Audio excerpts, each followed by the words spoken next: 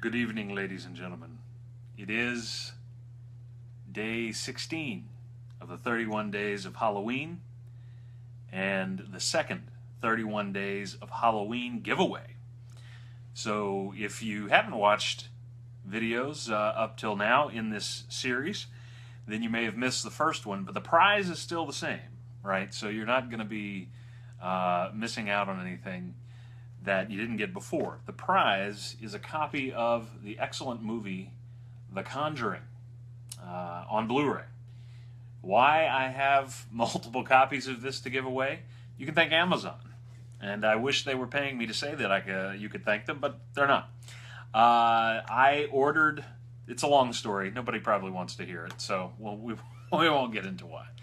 But anyway, so tonight, kids, is the Hunter's Moon, and it is also known as a supermoon.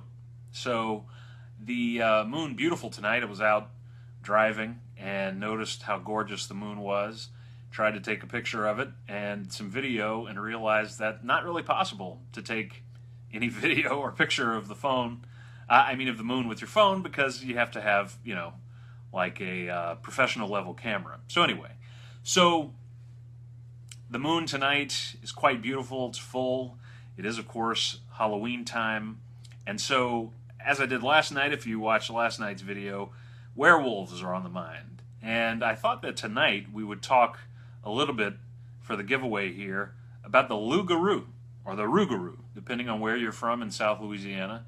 There are different pronunciations. If you're not from South Louisiana and you're watching this, then the rougarou or the loup-garou is our Cajun and Acadian version of the werewolf folklore, right, or the werewolf myth, that archetype that recurs throughout pretty much every culture on the planet in different ways.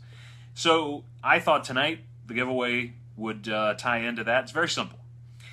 For the Acadians, part of the, and not just the Acadians, their descendants as well, but one of the elements of the rougarou, the loup-garou, I'm going to go with loup-garou, so we'll just stay with that one for the sake of ease, is sometimes the stories of the loup-garou were used to frighten children, right?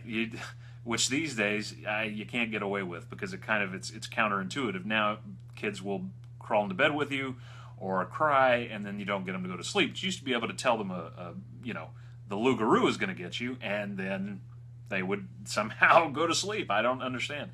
But anyway, so there was a belief in the folklore of the loup-garou that a person who did this, now we're talking about a Catholic specifically, all right, because remember that would be critical to the Acadian culture. A Catholic who did this, let me think about this, because it's really about not doing something. Let me put it this way. A Catholic who skipped this for 7 years in a row, consecutively, had the danger of becoming a loup-garou, of getting the curse of the werewolf, right? So what was it that a Catholic would have to do if they skipped this 7 years in a row? They were in danger of becoming cursed to be a werewolf. This is very interesting that it's tied into religious observances and fears about that, and I think it's very interesting how that all ties together. So here's how we're going to do it. Now, last time I did this through YouTube, and it kind of didn't work out because I thought YouTube had Messenger. It doesn't anymore. So here's what we're going to do. I'm live, and you'd think I'd be able to talk better, but I ain't good at talking. So, to get this copy on Blu-ray, free shipping and completely free from me to you. It's my Halloween season gift to you. You have to answer this question below, here on this post, okay? You have to tell me, what was it that Catholics would have to skip 7, and I don't think anybody tried to do this and said, hey, I'm going to skip this for 7 years in a row and see if I become a loup-garou, a werewolf that will stalk and kill family and friends and all this. I hope that wasn't their goal. But what was it that they had to do? Answer it in the comments here, okay? And I am going to take a randomizer, which I used last time and I will use as well this time, and everybody will have their answer there. Whoever has all the correct answers, I will put the correct answers in a randomizer, the names of those people, and I will select that way. So it's completely random, it's completely fair, and of course the only way you can get on that list that's going to be randomized is you have to have the correct answer. So I see right now that my uncle, Joseph Vale, has commented there, and I'm going to make this fair since we have this live interaction. He says that it's mass. Nope. So there, you see, now I've given my parent another chance to get this this answer correct there. See? That's how I roll. I know the kids are still saying that. That's how I roll. But anyway, so it isn't mass, all right? So it's something else that is, and I'll even go this far, it is something else not unique necessarily to Catholicism, and yet something identified with Catholic observance. Okay, so what that means is that there are some other denominations that in fact, will observe this in some way. You skip it for 7 years, you're cursed. The curse of the werewolf. Yeah. So, man, I don't know if I am one of these people, if I talk too much about something and I have a secret, I might give it away. So, without wanting to. But it's just the nature of the beast. Pun intended. So anyway, so now, just to let you know, The Conjuring, you're going to give me your address here. I'm going to contact you privately, of course. And The Conjuring on Blu-ray. Now, The Conjuring, for people who may not be aware, The Conjuring is, another guess there, not meat. But, I'll just say it's not meat. Now, The Conjuring is an excellent movie. It is a unique movie, I think, in that it's based on the cases of Elizabeth Warren and her husband, whose name I'm forgetting right now, who were demonologists, so-called. And, of course, their most famous case, or infamous, was the Amityville haunting. But Warren, no, that's the last name. I got to look it up now. It's on the back here. Ed and Lorraine Warren. And so the Warrens, they were demonologists. They were Catholics. I think Christian. I'm not sure if they were Catholic, but they had a number of paranormal investigation incidents that they've written books about, one of them being the Amityville, which is very contested as to whether or not any of that was true, and is still today. There are many who say it isn't, and others who say that it is. Lorraine Warren's still alive. Ed passed away. And if you're familiar with the haunted doll Annabelle, it was a Raggedy Ann doll. It was not the very creepy doll you would never want to own or buy that's in the movie. So anyway, in The Conjuring, though, it deals with one of their cases. And what I love about this movie is that it uses all the things I love in horror movies. Atmosphere, a building sense of dread and terror. It does not rely on gore or violence, although those things have their place. But this is one that's really going to just get you, and it's going to stay with you, and it's creepy, man. I really dig it. So my uncle said bathing. No, although I could see where that, if you didn't bathe and if you didn't shave long enough, you'd look like you had lycanthropy, but I don't think that's not it.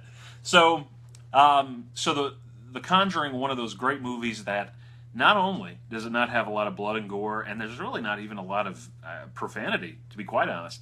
It has an R rating, and what's an interesting little trivia about the Conjuring, it has an R rating because of how scary it was. So the MPAA gave it that rating, not because of content, as far as the things they usually give R's for, but rather because of how scary it was. And they actually had to tone some things down, which is great, I think. So there's the old... Okay, good. I was told there by the folks over at Facebook that they had paused my recording. Conjuring 2 is okay, but it is, I think it's not as good as the first one. So I would recommend this. Also, this is a movie that you can, I don't know if you'd watch it with young children, but probably teenagers. You'd prepare them. This is going to be disturbing.